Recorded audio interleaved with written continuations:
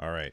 I have hit the streamy McStream button, and it says excellent connection. So people can now see us. Hello to Owen and Smash and Ray and Full Metal Crow ×5 and Victor and that fella Lloyd Hannison who always says yo. Sednar. I always want to say Sendar whenever I see his name. Doug, David, Happy Cloud Gamer, Jem, and Victor again. How's everybody doing today? Thank you for watching. Thank you for hanging out with us. If you guys could click that share button and tell people that you're watching us, or you can retweet the tweet that we sent out earlier, that would be awesome. Get your friends in here. How's your day going, Lloyd? You still chewing? Still chewing a little bit. He's got a it's cookie. going okay. He's a cookie man. I was eating a Nature Valley peanut butter biscuits. That's kind of what I eat for breakfast a lot of the times, because I don't have time often to sit down and have like a bowl of cereal and yogurt and fruits. So I just have one of those stupid biscuits. I had a piece of cold leftover pizza for breakfast. Oh, that's the best breakfast. You know what's the best thing for leftover pizza? If you have like a large pizza, so you have a large slice, you fry up an egg. So you put an egg in. You've already lost me. What is happening here? Just pretend it's like pepperoni pizza or pepperoni mushroom or something without like crazy toppings on it. So you grab one of your big slices of pizza, you put it in the microwave for like 45 seconds just to get it warm and the cheese starting to melt just a little bit. You fry up an egg. You take the pizza out, put it on a plate, you put the egg on top of the pizza, and you have a breakfast pizza with a runny, sunny side up egg on top of it. And it is the best breakfast. So, okay, I love runny eggs. I can't imagine putting them on pizza though. That sounds crazy. Trust me. Try it one time, and you'll be like, "My God, I was wrong. I was wrong." Because now you have a runny egg leaking all over your plate, on top of bread that you can cut up and soak up all the egg yolk. It is fantastic. I don't know. Trust me. I mean, I do like an egg burger, like where you get the burger and then you get the fried egg on top of it. That's fantastic. Although, man, so messy. Like anytime I go, remember when you could go to restaurants?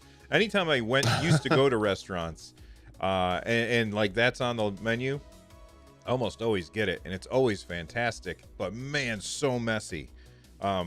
So messy. That's all good. Right. You want to talk about video games a little bit?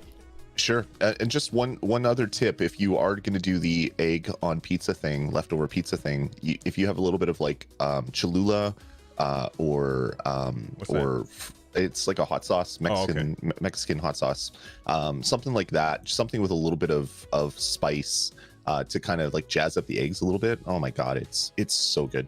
Yeah, I don't do it often. We always keep a bottle of Frank's Red Hot in the house. Yeah, Frank's is good. Frank's is good too. Yeah. I can't remember. We do Cholula, and there's another one. I can't remember the name of the other one that we buy. But the other one is the name that I can't remember is the one that's way better on eggs. Cholula is kind of okay on eggs, but this stuff is really good. Well, it's if you remember, text it to me. Are you ready to talk about video games? Let's do it. All right, let's talk about video games. I'm gonna hit a button. Welcome back to Stadiacast, everybody. I'm Bill. That's Lloyd. What's going on, Lloyd? Not much, man. Just ready to talk about games. We got some games to talk about. That's right. And before we talk about those games, I just want to remind everybody that if you didn't know, we record this show live on our YouTube channel, which you can find by going to nerdnest.tv. If you are here with us live and you want to support, there's the super chat feature, which makes absolutely sure that we see your message. We will respond to all super chats at the end of the show. We also have a join button down below. You click on that button, you'll find out why you should. And there's also an applaud button if you're watching after the fact, if you're not watching live. And then on top of all that, if you're like, you know what, I love the Nerd Nest logo, and I just want to be able to show people the Nerd Nest logo, we do now have merch because you guys got us to 10,000 subscribers. So thank you very much. If you want to see that stuff, there's a link in the description down below, or you can just on YouTube click on the store button and it'll show you all of the cool Nerd Nest shirts and tote bags and all the kinds of crazy stuff. No hats, They don't make hats. I think it's because you can't screen print a hat as easily as you can other stuff. So Makes sense. we'll keep looking into ways to get hats because Lloyd and I want a hat. All right, but let's get started and talk about all of the things Stadia. Lloyd, what have you been playing this week, man? It's been an interesting week. I'm outside of Stadia. I've been playing a lot of Fortnite. We played a lot of Minecraft Dungeons yesterday on our family gaming night. But on Stadia, I've been working my way through Journey to the Savage Planet and Little Nightmares 2. So I'll talk about Journey to the Savage Planet. It is such a fun and enjoyable and silly and challenging and confusing, but then you're the smartest man alive when you figure it out kind of game. I absolutely love everything about Journey to the Savage Planet. I'm further on the Stadia version than I ever did get on the Switch version that I bought when it was on sale. And then I played a little bit on Xbox just to see what it looked like compared to the Switch version. Stadia version blows both of them out of the water. I haven't gone back to Journey on Xbox since I got since maybe there's patching or whatever. But the version that's on Stadia, it's locked. To me, it feels locked 60 frames a second. Sure, people have frame rate counters on it and they're like, well, actually it drops to 55 at sometimes. That's cool. But to me, it feels locked to 60 frames a second, 4K, looks beautiful. There is some weird hitching every once in a while where the game kind of pauses for a split second, and we had similar issues on Borderlands. There was another game that did that. I can't remember which one. And then after a patch, all that stuff went away. So I'm hopeful that there's enough of the team that made this game still around to put out a patch to get it running perfectly. But it is so darn good. I don't know if you've played it yet, Bill, but tiny bit. A tiny bit. I described it as more of a Metroid Prime-like than a Metroidvania game, because your main goal of the game is to scan all the stuff, because you need to scan things to figure out where everything is that you need. You need like rocket fuel, and you need some different alien alloy to repair your ship. But it's so good. It has the DLC built in, which is just another planet called DLC 01, which made me kind of giggle. All the commercials that are there are great. It's just a fantastic package, and it's easy to lose yourself in this game for tens of hours. I understand that this game can be beaten really fast if you speedrun it, but it's also a game that you could spend 20, 30 hours on just exploring every nook and cranny of the planet. And it's so funny in areas. The commercials that are included are just ridiculous. So yeah, I'm a big fan of Journey to the Savage Planet on Stadia. So you also did our first look for Little Nightmares 2. I have not loaded that game up at all, mostly because I know what'll happen is I'll get like 4 or 5 screens in, and I won't be able to figure out a puzzle, and then I'll just give up. So what are your thoughts on Little Nightmares? Because I know that a lot of people were very excited for that game, and it's actually being reviewed pretty well on other sites as well. Yeah, it's really good. I learned after posting my first look that it's a prequel.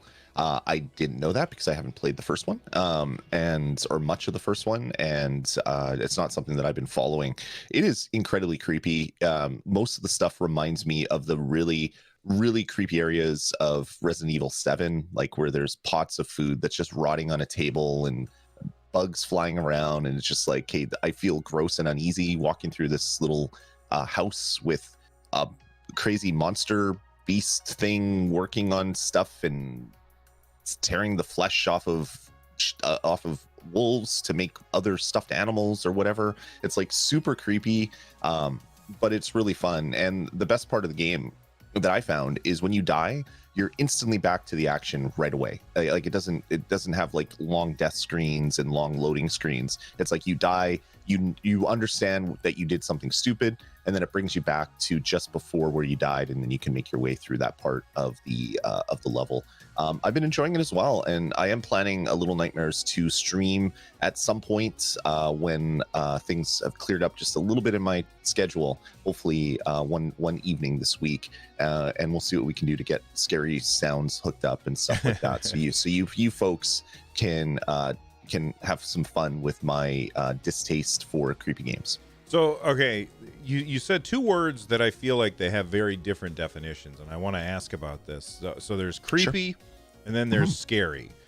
Scary are those games where, like, you're playing and then suddenly you're like, oh my god! And then there's creepy, which just kind of fills you with unease. Which category would you put Little Nightmares 2 into? Because I played a little bit of Little Nightmares 1, and I felt like it was creepy but not scary, although I didn't get very far into it. Yeah, from what I've played, 40-ish minutes of the game, which is not a lot of what the game is. It's just creepy. It's not scary. There were no jump scares. There's just a lot of like, ew, this thing is gross and now it's chasing me. Yuck. I got to get away from this gross looking thing. Oh, there's another pile of viscera with flies flying around it. This is nasty. So yeah, just creepy. Not a scary game. It's a creepy game. All right. That's good to know, because I think that some games definitely appeal, like creepy games versus scary games. Like, I like a scary game. I don't really care for a creepy game. I kind of get bored with it. So I do think that that's good information to know. Myself, I've been so earlier this week I saw Pac-Man official. They tweeted out, they were like, hey, we've got the Lunar New Year and here's some stuff. And they had a link in the tweet, and I clicked on the link and it took me straight into the game. Basically, I did have to like click sign in, even though I was already signed in, which was kind of weird. But I had to click on sign in, and it launched the game, and I was like, oh, well, I'm here. I'll play some Pac-Man. And so I grabbed my controller and paired it real quick, and I sat down and I played some Pac-Man. I won the match, and then I played another one, and I played another one, and then I bought the DLC, which is just like cosmetic stuff for $5. I was like, what the hell? And I've been playing a bunch of Pac-Man Megatunnel Battle this week, and I feel like it is way better than it was at launch. At launch, there were like these strange, like some bugginess with it. Not like the bugginess that you would expect because it's streaming to you, but bugginess that you would expect because they had some work to do still when they launched it. And that stuff all feels like it's gone. And I had an absolute blast playing Pac-Man. I played it here in this room on my desktop, and then I loaded it up on my iPad, and I sat on the couch and I played it using my controller and my iPad. I used my controller with my phone, with the claw that Anthony sent to me. It's like that game has been. It's perfect for saying, all right, I can do a quick match of Pac-Man and then go do something else. It's great, and I've been having a blast with it. Nice. Yeah, I checked out the DLC just in the store, and it looks really awesome. The new stages that were added to the game that you can get as part of that Chinese New Year or Year of the Ox. Lunar New Year, I think it is. Lunar Year, yeah, Lunar New Year, Year of the Ox type DLC. Looks really good. So I kind of want to pick up the DLC just to get the new stages. I have played Pac-Man every once in a while. It's still a lot of fun. It's a game that I wish I could play 4 players with my family only, and just have like four mazes and forced like just a smaller mode with only 4 players or something. I think it would be fun in that way as well. But what is there right now is still really, really fun. Yeah, you know what? Bomberman has that as a feature. Like, you can play the 64-player Bomberman Battle Royale, or you can say, you know what, we'll just do 4 players, and you can do that as well. And I do think that would be really cool as a way to just play with friends. Like, somebody in chat was also just almost echoing the same thing that you were just saying. The idea that the game would be really awesome to play just with some friends. For me, I think that's awesome. I think the biggest thing that Bandai Namco has to do in order to improve this game is to just make it free to play and make more of those the DLC. It's not really DLC. Right. It's just like skins and stuff. I think that they would make a lot more money that way, and people would be more would play that game a whole lot more. I think it's a fantastic game, and not enough people are playing it because you got to spend $20 on it. if it were free, that would not be the case. Right. Yeah, exactly. And we'll see what happens with this game if it gets a lot more features as the years go on, or as the weeks go on, rather. Free to play would be amazing if there's a free version that just has a base game mode and no add-ons, no way to get any of the currency or something. Just a way for people to quickly jump in and play it and say, you know what? This is a game that I really want to spend some time on. Okay, I'll go buy the main package and get all that stuff. That'd be a really good way to do it, and hopefully crossplay and stuff. If this ever goes multi-platform, this would be a really good game for that, to always have a lot of people playing at the same time. Yeah. All right, let's move on. And there were two This Week in Stadia posts this week. The first one was on Wednesday. Usually it's on Tuesday, but it was on Wednesday instead. And it focused on Little Nightmares 2 a little bit, which we've already talked about. They finally launched Piku Niku, which is on sale right now for $10, down from $13. But the big news, I think, for Wednesday was that Creta is now free to play for everybody. I think this is a very good move on their part. What are your thoughts on this, Lloyd? I think Creta was Creta. First off, Creta is fantastic. I love the idea of the platform. I think they hit a very strong and hard to get over wall with growth on this game, or the way it was. So moving it over to multi-platform with crossplay is a very good thing, and having it free. So a student, someone that's in some sort of programming class, the prof can say, hey, here's a game you can program in Lua. I want you to make a game where the platforms are moving in different directions and you have to get from point A to point B. And since it's a free tool, they can have all their students working on it right now. It becomes that education tool, game creation tool, social hangout tool, which I thought a lot of us were looking at it as, man, that's a really fantastic idea. This game's going to go really far. So I'm really excited about the future of Creta now, with the free-to-play mode, with multi-platforms, so you can play on PC, or you will be able to play on PC and Stadia, and the cross-play is great. And then the inclusion of just the ability to click a link and immediately join someone's session, which was always there, but they're making crowd play a little bit more robust now, which is a good thing. Yeah. So before you could do a state share link. I think they called it state share beta at the time. You could do a link, and it would. And I did it once, and I had like 20 or 30 people join in, and we all worked together and like built this cool house. I remember Kodiak Moonwolf made like Nerd Nest written on the wall in glowing letters and stuff. It was very, very fun. We had like trains arriving and everything. Like people were doing crazy stuff, which was very, very cool. But now, like, you don't even have to click a link. If you want people to join you, you can just turn on the crowd play beta instead, and that will, like, if somebody's watching you on YouTube, they can just click it. For me, I think Crate is fantastic, but as somebody who's not a programmer, I can't get over that hump of trying to make my own stuff. Like, I had this cool idea of a game that I wanted to make, and I spent some time building out the world so that it looked really cool. And then I got to the point where I was like, okay, now I have to code stuff in order to make it do the game part of the game.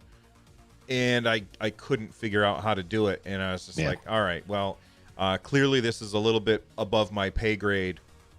I'm just going to move on and do something else. But the things that people can make in there, they're just really, really awesome. So I'm looking forward to seeing a lot more stuff in Creta now that it's free for everybody. So there's a lot of things that can be made without programming at all. Like, I made a little target practice thing on a lunar surface, and that was just included, or using the included templates. This has been out for a while, so I can just imagine all the other templates that are available now to make more game types without any coding experience at all. So I do think it's going to be a good place for people to learn coding, because you can change code and immediately see what it does instantly, which I think is huge for when you're just learning. So yeah, I do think Crate is going to be a really good tool for teaching people how to make games, or at least game-like things. So yeah, getting free to play is going to be huge for it, but getting on more platforms is also going to be just as huge for it. Yeah, and just to come back real quick to the fact that it's on Stadia, you know, you talked about universities. Universities generally aren't going to have like you can't go to the computer lab and sit down and have something powerful enough to run a real game on. So being able to go into the web browser and do it, you know, from your Chromebook, that's really, really impressive as well. All right. Let's move on to the second This Week in Next Up on Stadia is what they called it instead of This Week in Stadia. We've got 9 new games on the way to Stadia this week. I'm going to list them off very quickly along with the review dates, and then we'll talk about each one for a short time. So we've got Shantae, the Half Genie Hero Ultimate Edition, and Shantae Risky's Revenge Director's Cut, both coming on February 23rd. It Came from Space and Ate Our Brains on March 2nd. FIFA 21 is coming March 17th. That is just a little bit over a month away, and I know that there's a lot of people very excited for that, especially after Madden came out and was running so well on Stadia. K's and the Wild Masks on March 26th, Judgment on April 23rd, and then we don't have release dates for Killer Queen Black, Power Street Football, or Hellpoint, but all of those are coming to Stadia as well. And then we'll get to this in a second. They also said these games represent just a sampling of more than 100 games that will be added to Stadia store for our players in 2021. All right, which game do you want to talk about first, Lloyd? Well, first, before we even get into talking about the games individually, after the announcement that Stadia Games and Entertainment was shutting down, the one thing that everybody was asking for was a roadmap, which, I mean, you're not going to get a roadmap from a console platform holder because they're not responsible for listing when games are coming unless they have agreements in place with the publishers or the game developers to do that. So I wasn't sure we'd get anything like this. So to have this drop the next week, I think is huge. It shows that Stadia PR knows that people need to know that stuff is coming, that it's not the sky is falling and everything is going away. One of the first comments when this video went up is like, wait, Stadia is still a thing? I thought it was closing down. There's still a lot of news posts that are wrong saying that Stadia is closing, not Stadia Games and Entertainment. So having this come out is huge. We knew about most of these games that were coming, so it's not like there's any super surprises here. But doing this, I think, is the first step to kind of throwing it out there and saying, hey, everybody, we're not going anywhere. Sure, there was bad news last week. That was a business decision. Now we're all about what we're here for, which is bringing games to people to play. So this post was great because of that. Yeah, I like when I made my video, I think it was like Stadia's not dead or something like that. You know, the very first thing I said in that video was that people are going to read the headline and not bother to read the underlying news, and then they are just going to assume the absolute worst.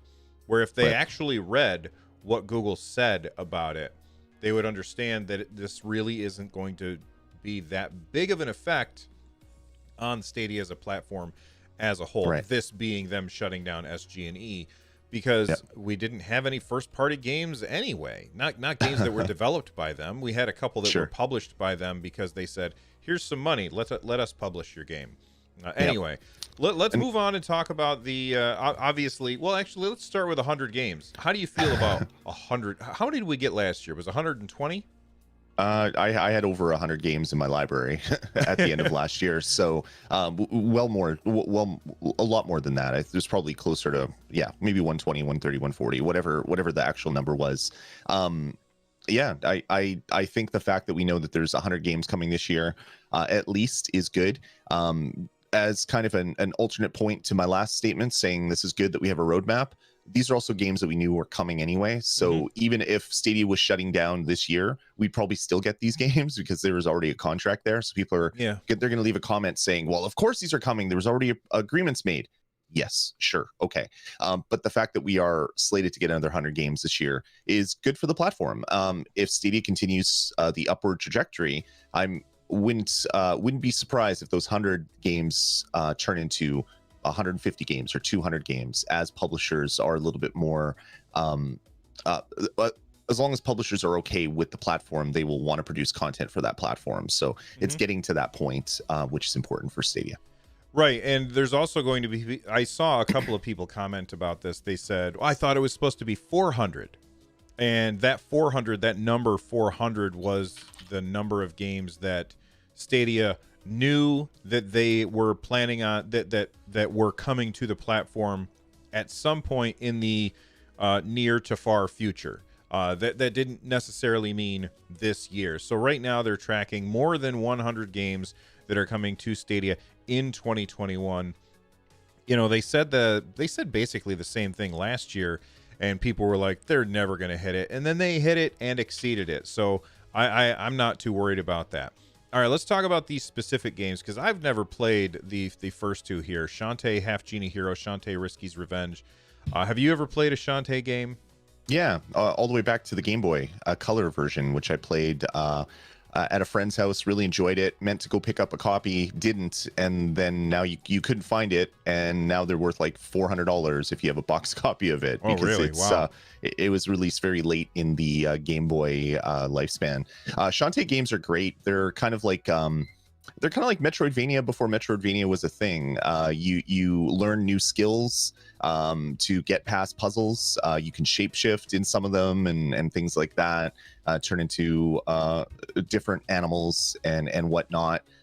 Really, really fun games. The Half Genie Hero Ultimate Edition, fantastic. Played it on Switch. Really good title. But I'm a little bit more excited about Risky's Revenge Director's Cut, just because I like that version of the Shantae games a little bit better.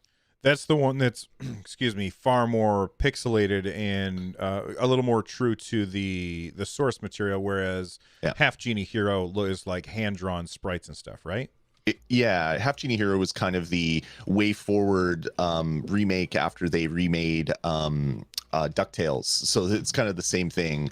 Really well-drawn, cell-based animation that looks like old Disney movies, where Risky's Revenge is more like the Game Boy versions of the game with sprites and stuff like that, made to look retro, even though it's a newer game with a newer engine. Oh, okay. So I didn't understand that. The pixelated one, like, this is not the one that came out when you were like on GBA? No, this is a from 2010, so it's been out for a while. Okay. So this was there's a bunch of Shantae games, and this one is a director's cut version of one of the ones that people really loved. Okay, that's cool. Yeah. All right, let's move on and talk about some of the other games. We've got It Came from Space and Ate Our Brains. I watched a video of that, and it looks to be almost like a twin stick shooter style game. There's not a lot shown in the video that they post on the website. I can't stand it when companies do this, where they're like, here's our game, and it's just like a bunch of weird cutscenes and stuff, and you're like, this doesn't tell me what kind of game it is. So I had to go looking for it, and I found out that this game, it's, I guess, from Triangle Studios, is very twin stick shootery, although I haven't played it myself. I've heard good things about it. What are your thoughts on this one? Yeah, it looks interesting. I too looked at the trailer and was super excited, and it showed zero about what the actual gameplay was. So I was like, that's a really bad trailer. I looked at a couple other things as well. It looks interesting. 4-player local co-op. is always a good thing in my books. Having local co-op in games is great for when you're stuck in the house and can't leave. That's fantastic. I like these games, these wave-based dual stick shooters type games. This seems like it's very similar to a game like that. So I think this will be a fun one in my household, at least. And then we've got FIFA 21. This is the one that like 90% of the people who are hearing this right now, this is the one that everybody's been waiting for. FIFA is one of the most popular games in the world. EA kind of showed off that I can never remember the name of that. Frostbite engine. I wanted to say Snowdrop. The Frostbite engine runs really, really well on Stadia. I'm not a sports guy. I've been playing Madden a little, not much this week because I've been busy, but last week I played a bunch of Madden. Just sit down, play a quick 6-minute periods or whatever, and I've been having fun with it, and it runs incredibly well. So I think my expectations for FIFA 21, they're pretty high as far as how well it's going to run. Whether or not the gameplay is something that I'm interested in, I doubt it, but we'll see. Are you a soccer guy at all? Are you a FIFA guy? I've maybe played one FIFA game in my entire lifetime gaming. I'm not a big sporty game player anyway. The whole sports ball video game stuff, unless it's like an arcade version of that sport. Otherwise, I would rather just watch the live sport on TV when it's happening. FIFA is fantastic worldwide. It makes EA a lot of money because of their Ultimate Team stuff. So a lot of people love FIFA, and being able to get it on Stadia is going to be huge for a lot of these people. The game itself looks fantastic. Running the 21 engine looks fantastic. Madden looked really good on Stadia, so we can only predict that FIFA 21 on Stadia is going to look equally as awesome. Yeah. Then we've got K's and the Wild Masks. I think we talked about this a couple weeks ago, actually.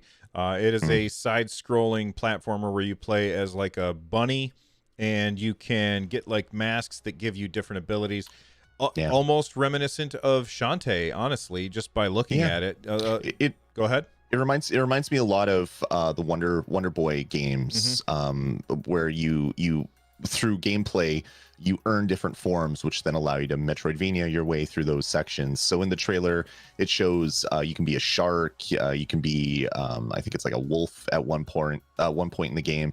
So you get different abilities by finding the different masks. This looks actually like a lot of fun.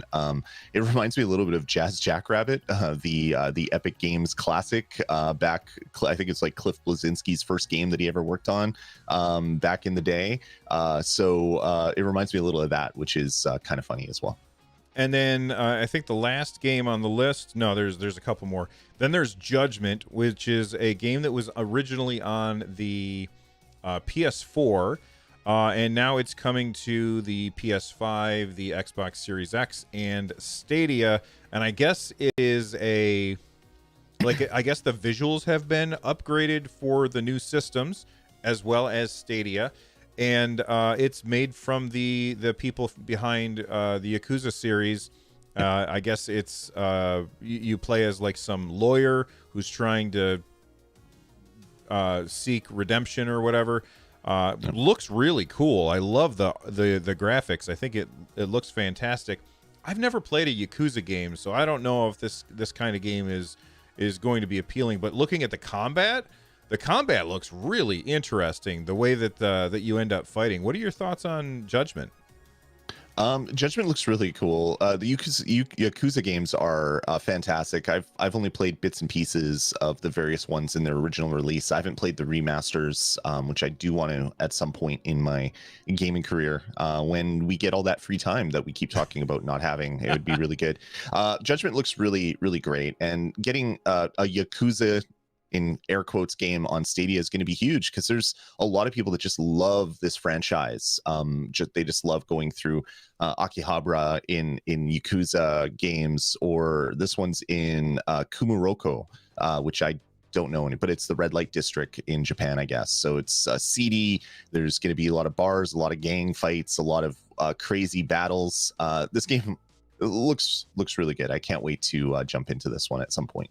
I really, really like the way that combat looks. It looks very interesting to me. Then there's Killer Queen Black. We talked about this last week. It was leaked by Peggy. I'm not going to rehash everything, but this game is very cool. It's very, very cool. If you've never played Killer Queen Black, you are in for a treat when it comes to Stadia. And I reached out to the developer and I said, will it have cross-play? So like if I'm playing on Switch, I can play with people on Stadia and people on Xbox and people on PC. And they said, yes, it's going to have crossplay. Oh, well, nice. This was before the official announcement came out. So their reply was, if we were to make an announcement, it would include crossplay is how they phrased it. So it seems like we're going to be getting crossplay. Yeah, they dropped it in the... Sorry. They dropped it in the features saying cross-platform multiplayer includes in-game voice chat. So it is cross-play with in-game voice chat as well. So you don't have to worry about setting up some weird Discord server to chat with people on a different console. So that's pretty cool. That's really awesome. More games need to do that kind of thing. Actually, what would make everybody happy, and I think everybody, is if Sony and Microsoft and Google and PC and everybody just said, let's all just integrate with Discord for our voice chat, because I think that would be the best way to go. Anyway, this whole trailer irritated me. Just watching the trailer, I found to be irritating. It just seems so dude bro-y and goofy, but you know what? That doesn't mean that it's a bad game, and that's Street Power Football. Right. This is so unappealing to me on every possible level, so I will not be playing this unless everybody says how amazing it is, but it just does not look fun. But it's basically soccer on the street, and they have like these weird modes where you can dance with the soccer ball and stuff. They show like some crazy stuff where you're like juking around. I don't know how you can pull that stuff off like with a controller, where like right now on the screen they're showing all of these crazy things. I'm like, how do you do that with a controller? Is it really just like, am I pushing a button faster than the person that I'm playing against or something? It doesn't, like, it seems disingenuous, but I haven't played it, so I don't know. There was a game put out by EA called FIFA Street, and this reminds me very much of that, where it's like a street soccer to go with their street basketball games that they had. So it's more arcadey. There's a lot of animations that happen that you're not in direct control of. You do a move, like a special move, and it does this crazy ball dance between the legs, knock the guy down, and then you score. I'm assuming Street Power is more that game compared to just a standard FIFA soccer game. Okay, that's what I thought, and I'm all for arcadey stuff. But in the trailer, when I watched it the first time, I was like, this feels like they're trying to tell me that I'm in control of all of that stuff, and I don't see how that is going to happen. Maybe I'm wrong. We'll see when it comes. Go ahead. It looks like the freestyle mode, they're in a separate ring, so maybe that's just a different part of the game, some like crazy dance mode or something. I don't know enough about the game, and I usually only watch trailers these days with the sound off just to get an idea of the visuals, so I didn't get any weird feeling about the game. But yeah, this reminds me of the classic street games that EA put out, which people loved, but they weren't critical successes, so EA stopped making them.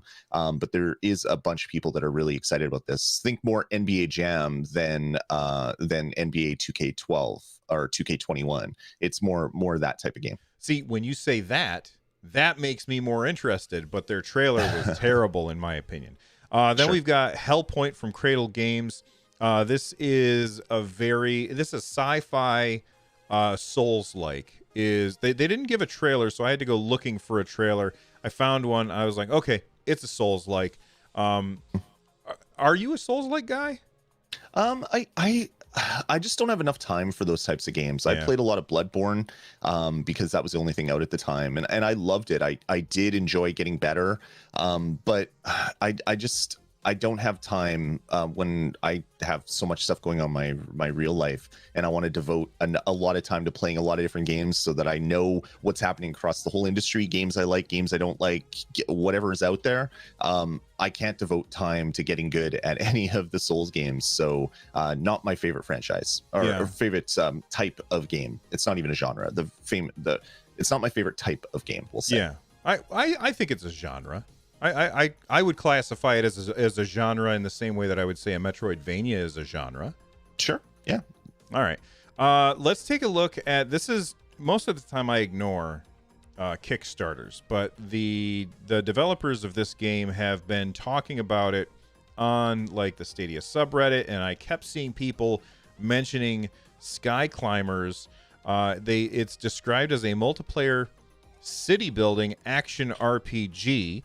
It's on Kickstarter, and it had a goal of $25,000, and it absolutely blew past that goal to at the time that we're recording this, around $112,000. I watched the trailer for it. Doesn't really show gameplay. Like it shows some cutscenes, and I was like, okay, I'm gonna go and look for some gameplay. Couldn't find any at all. And there's a lot of people that are very, very excited about this game. And I'm not trying to rain on your parade or anything, but I'm like, I want to know what this game plays like. They need to show me some gameplay. Right now, it just seems like a bunch of cutscenes together.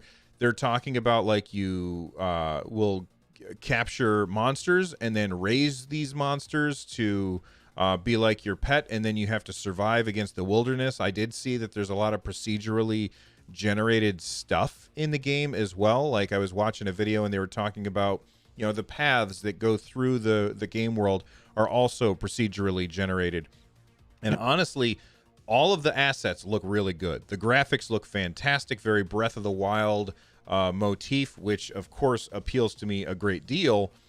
And then the idea that you're also building a city while you're doing all of this Pokemon style stuff, that all sounds really awesome. But I need more information about this game before I get too invested in it. What are your thoughts on Sky Climbers? I think it's great. I backed this game right after the Kickstarter came out. I like supporting indie games on Kickstarter that I really dig. They usually turn out to be an okay game, not the best AAA amazing game you've ever played. Not to say that I'm saying this game won't be that, but just in the past, you kind of know what you're getting into when you back on Kickstarter. But just like when the Switch was new and Kickstarter started coming out, it's like, oh, this is for PlayStation 4 and Xbox, but we have a stretch goal of Nintendo Switch. I'd back games just to encourage that, to get a lot more games on the platform. So that's why I backed Sky Climbers. It looks fantastic. They've shown off a little bit of gameplay on their Discord and stuff like that.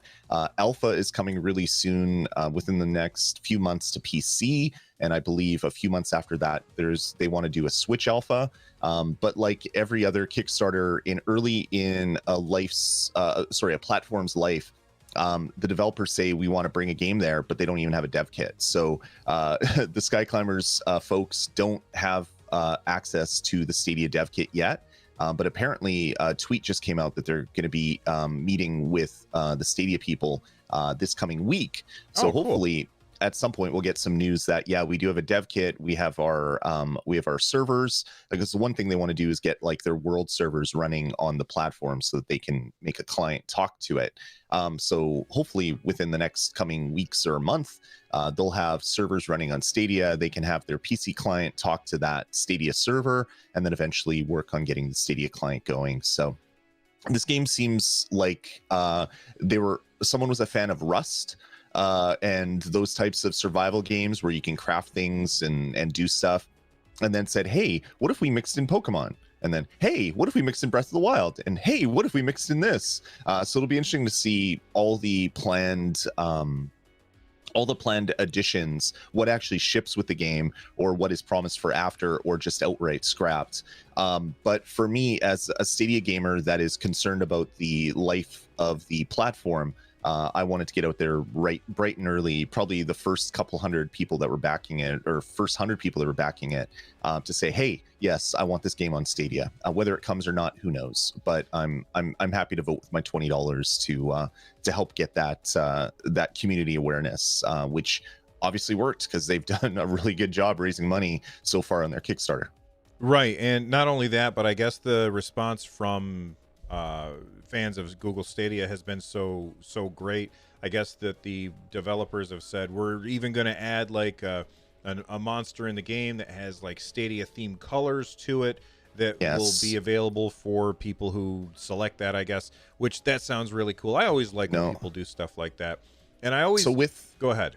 I was going to explain that a little bit with the game doing so well on Stadia. I think Scarlett from Stadia Source reached out to them saying, I love the game. I'd love to design a Stadia only monster to add to the game. And they're like, oh, that's a great idea. What do you have in mind? Well, we already have this Phoenix thing with 3 tails. And she gave them some concept art of the adult version, which is already out there, and then made a little baby version and with all the colors, and the devs loved it, and they want to take that and stick it into the game. So yeah, that's a pretty cool awesome.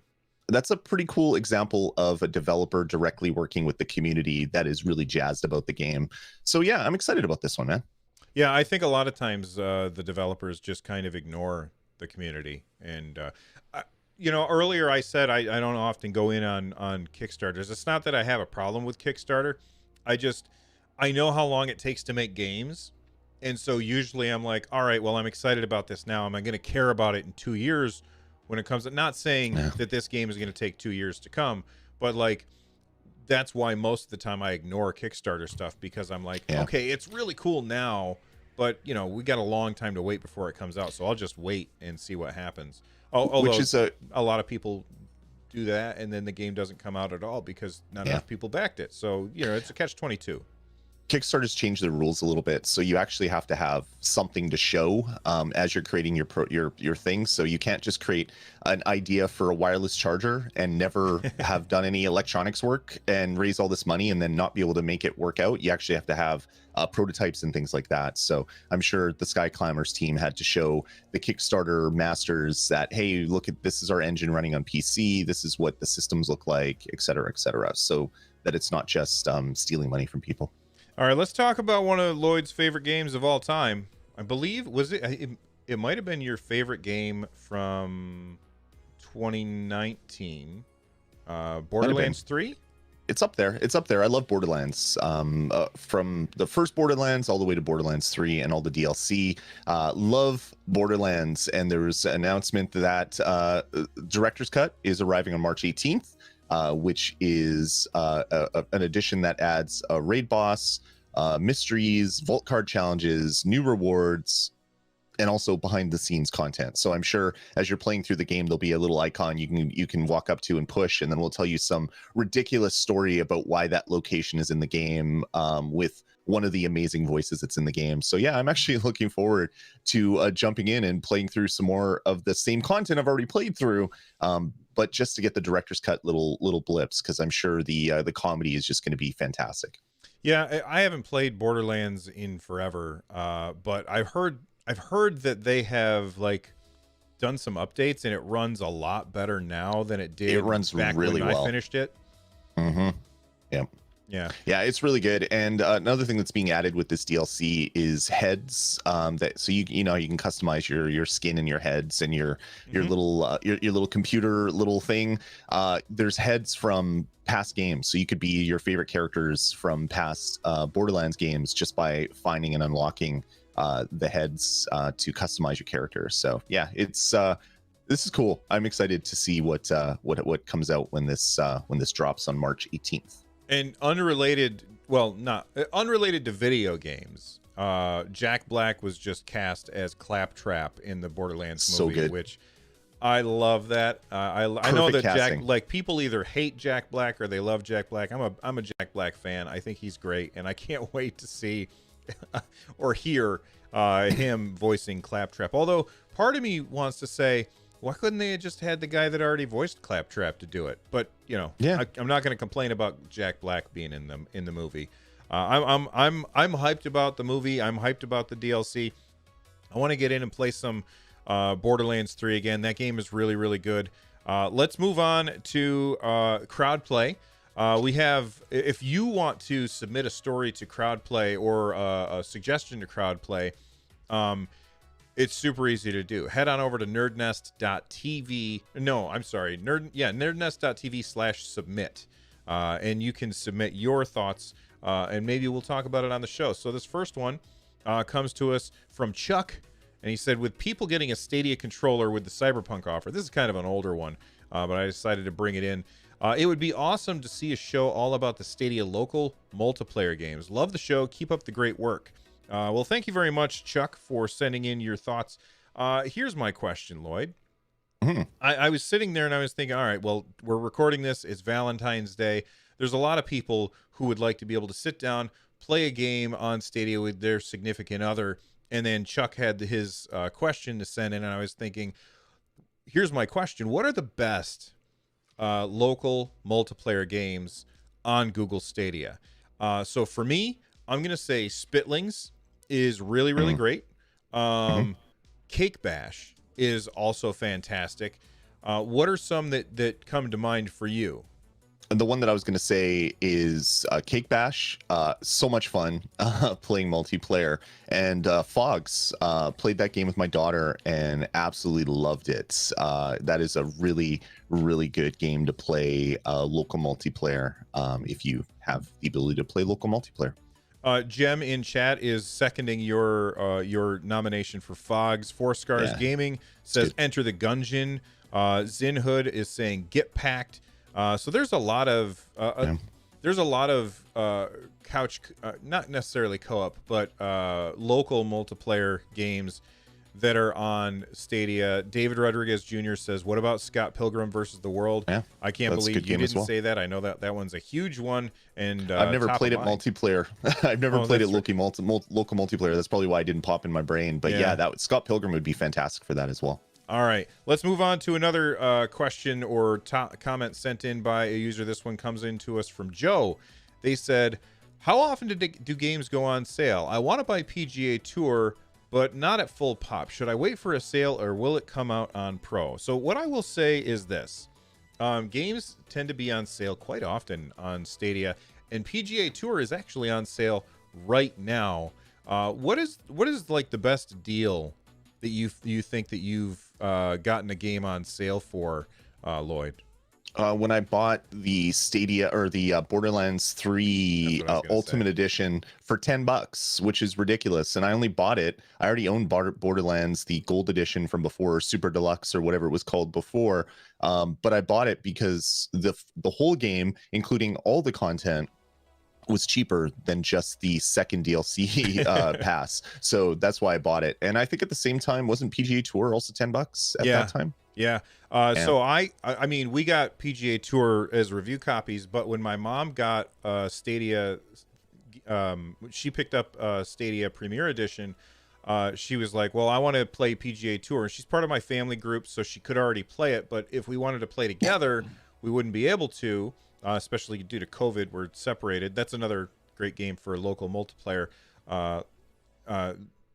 But I ended up, like, I went to buy it for her because, like, she's part of my family group. She could just request, I want to buy this. And then I say yes. And I had a $10 coupon. And so I ended up buying her copy of PGA Tour 2K21 for 87 cents or something like that. You okay, Lloyd? Lloyd was choking just now. Water went the wrong way. Coffee tried to kill me. Oh no, coffee went the wrong way. Yeah. But yeah, that's PGA Tour went on sale for $10. So right now I believe it's on sale for $30, which is half off. That game is really fun though. I highly recommend it. Yeah, you can get PGA Tour, the base edition, for $29.99, or for $5 more, get the deluxe edition that comes with a bunch of like currency and extra clothes to dress up in. So if you want to play the dress up game, maybe the $5 would be worth picking up or paying extra to get that version of the game. I sent a picture of my character to a buddy of mine who plays real golf, and he's not really a video game guy. And I sent it to him, and he said, "What in the hell are you wearing?" I said, "I'm wearing golf clothes, man. Like I had the Argyle socks and the short pants and the puffy hat, the puffy hat and everything. He was like, I would never go golfing with you. That's awesome. All right, one more, and then we'll get to the super chats that have come in. Lazy Gamer sent in a question. They said, I really think if they used, or not a question, but a statement, I really think if they used the saved funds to entice developers to port, it would take off better than exclusives right now anyway. The idea of Resident Evil or GTA 5 on Stadia would sell the platform better as of this moment. And this reminded me of there was a poll that somebody had posted, and it was saying, what is the thing that you are hoping for most in 2021 for Stadia? This was a poll that was made last year, and the lowest choice, the thing that the least number of people voted on, was Stadia exclusives. Everybody else was like, I want this, I want that, I want that. Nobody was saying, bring us the Stadia exclusives. Because most people just don't care about that. They care about, I want to play this game on Stadia. And in fact, earlier today, in our live chat, I saw somebody say, Stadia needs to bring Fortnite. Stadia needs to bring Rocket League. Stadia needs to bring this. People don't care about the exclusives for Stadia. They just don't. And if you're one of the people that do, then you're the exception, not the rule, I think. Yeah. Anything to add there? No, just going back to what I ranted on last episode, which I listened back and I'm like, wow, I was really ranting. The past week of people talking really got to me a little bit. It to me, when you're building a new platform that doesn't have a hardware investment where people can just browse by and say, oh yeah, I want to play Doom, it's on sale for $5, might as well just drop $5 and play it on my browser. You don't have to deal with paying all the money to get first-party exclusives. You can get third-party exclusives naturally just by developers choosing your platform to release a game. So there's still going to be exclusives on Stadia, but spending that money for games that may have been garbage anyway, because a game is never good until it's out and people enjoy it. This is by far the better way to spend your money. If I was running Stadia, encouraging people to port their big AAA games, day and date, or back catalog stuff to your platform, to me, that would be money better spent. But we'll see what happens over the next year, I guess. I agree with you. I do agree that that's money better spent. It's just I wish they'd started with that. What were you going to say? Granite in the chat room saying his wife is yelling down the hall that Stadia should get Final Fantasy VII Remake. Yes, games like that would be fantastic on the platform. And Final Fantasy XIV, which I just recently started playing again. Oh, no. I want to be able to play it in more places than sitting here at this desk, and I can't. And I watched the whole stupid the whole thing where Yoshi P's up on stage. Like they had him and his translator up on stage in front of nobody because of COVID, and they did the whole thing. And then I was like, please announce Stadia or even Xbox. And I don't care, but no, and they didn't announce anything. It's still a PlayStation exclusive, which makes me sad. Yeah. Well, also on PC. All right, let's move on.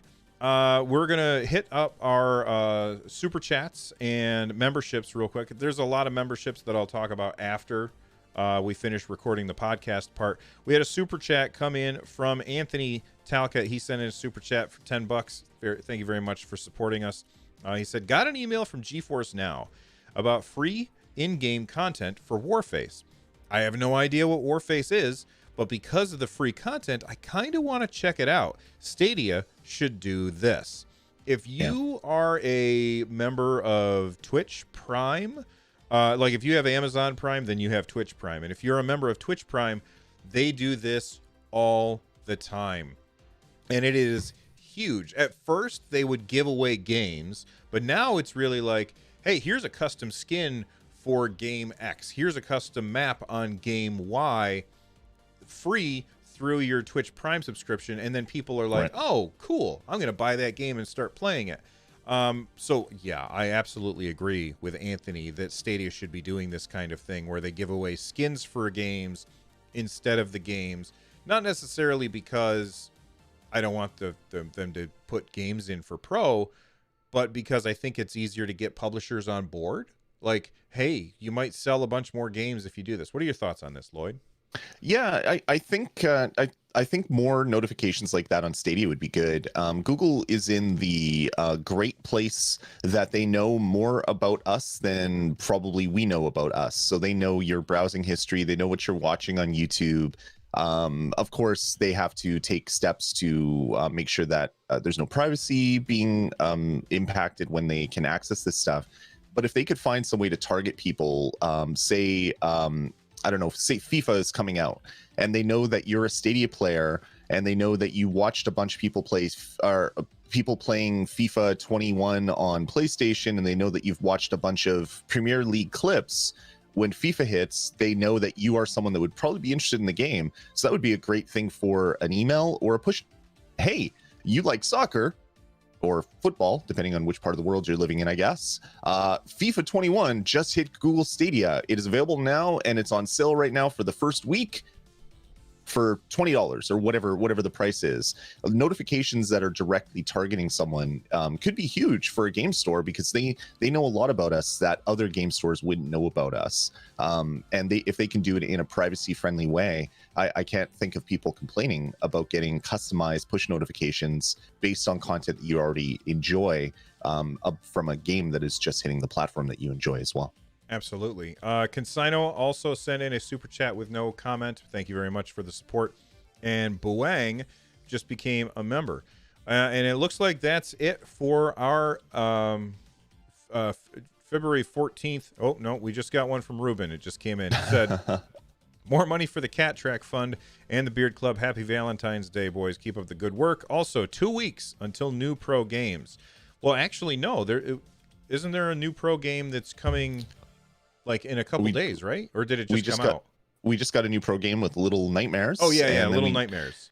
And we know that Ark is going to be a pro game, but we don't know when that's coming. People thought that February was the release date, and we're about halfway through, so we'll see.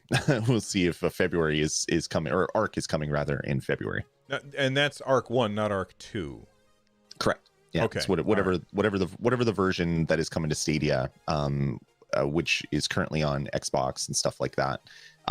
It's coming to Stadia, and people were thinking it was this month, and maybe it will be. We don't know. Or whenever it comes, it is going to be a pro title. Yeah. Consino in chat says, evidently, my wife has been getting a lot of Stadia ads I don't see anymore. I guess that's good in the way that they aren't paying to display them to me when I'm already on Stadia. And that's because they know that you're already playing on Stadia every day. Why send you something to bug you? Astro Josh in chat says Ark 2 is an Xbox exclusive. Okay. Yeah. Well, and I think the original Ark was an Xbox exclusive at first too, wasn't it? I don't even know. That's a game that I didn't follow until it was everywhere, and my kids started talking about it, and I'm like, okay, what is this Ark thing? And it's like, oh, okay, it's this crazy survival game with dinosaurs. Okay, that's cool. Yeah. All right. Well, that's it for this episode of Stadiacast. Thank you everybody for hanging out with us. We do appreciate it. If you haven't already, check out the merch store. You can get some cool Nerd Nest logo stuff. There is a special limited time logo. It's not up yet. It's under review. I just found out that when you post something, it has like a few days where it has to be reviewed by somebody to make sure that you're not stealing somebody's copyright, which I think is fair. But it's under review currently, and it's a logo that's for thanking everybody for getting us to 10,000 subscribers. That'll be up until the end of March, depending on. I think it should be coming soon, probably by the end of the week. But you can find that over on our YouTube channel, which is over at nerdnest.tv. Lloyd, final thoughts? No, just it's been a fun week. Some really great news, setting everybody's hopefully their opinion on what's happening with Stadia, getting rid of a lot of the fears, I hope. But we'll see what happens over the next coming months and so on Stadia. But I'm feeling pretty optimistic, which is a good place to end the show. So thanks for joining us, everybody, and we'll talk to you next time. All right, there we go. Awesome. You are 100% right. Streets of Rage 4 and Streets of Red would be amazing. I love those games. It would be really great. Turkey Tap, could you recommend Red Dead Redemption 2 on Wi-Fi speeds on 27 and 5 gigahertz? Yeah, I mean, Red Dead is fine. Any game will play well over Wi-Fi, depending on your Wi-Fi, of course. If you have spotty Wi-Fi, or your router is on its last legs, you're going to notice a lot of stops, and like your game will stop and then it will pixelate for a bit and then get better. If that's happening, yeah, you might want to look at a new router or something like that. But yeah, I played Red Dead. Red Dead plays fantastic on Stadia. It looks and plays great. So what I would say, who is that? Turkey man? Turkey Tap. Turkey Tap. What I would say is play some other game, and like there's free games on Stadia, so you can try out Destiny 2, etc. And if one of those games runs fine on Wi-Fi, then Red Dead will run fine on Wi-Fi as well. Right. So just don't spend any money until you've tried it. That's one of the main things about Stadia that needs to be. They need to have more experiences like that where you can just do free games. Exactly. Stupid Rabbit in chat says check out Printful for hats. All right, maybe we will. Yeah, interesting. Anthony Talca, have you guys been able to play Humankind? I'm still interested, but the demo was horribly confusing. That was a terrible demo and should not have been posted the way that it was, with no instructions and no tutorial. I have not played it at all since the demo, so I don't know. What about you, Lloyd? I booted the demo. I watched the intro video and smiled, and then closed the game because I didn't want to get into to an RTS builder, city builder, Age of Empires type game. I was like, yeah, no, I don't want to play this, but I wanted to see the video that everybody was talking about. I do like the way that they that they like the hook for the game, where you get to a certain point in your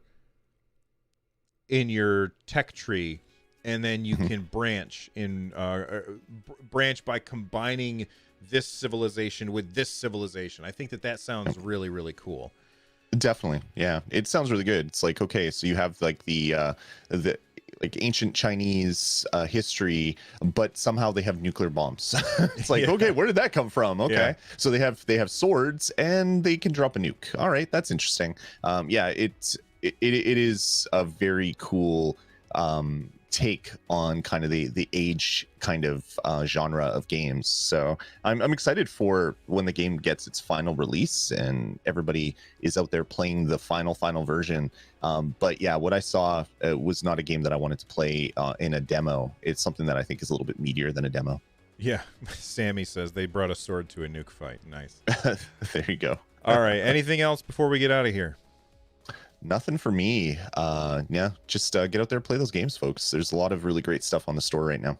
All right, before we leave, I'm just going to thank a bunch of people who became members this week. We've got Tom, Scott, Jeremy, Michael, Granite, Neg, Stadia Vet, Douglas, MK, Jean-Francois, Vernificus, Bad Mojo, Goblin Lord, Nerf Report, Simon Wall, Bud, Mark Miller, Stadia Rocket, Raccoon, Ian, Valentine, Alex, Jay Dangle, Brian, and Cone. We really do appreciate the support. Thank you all for becoming members. Thank you all for watching. You guys are awesome. And Lloyd and I will see you next time. Bye-bye, everybody. Later, folks.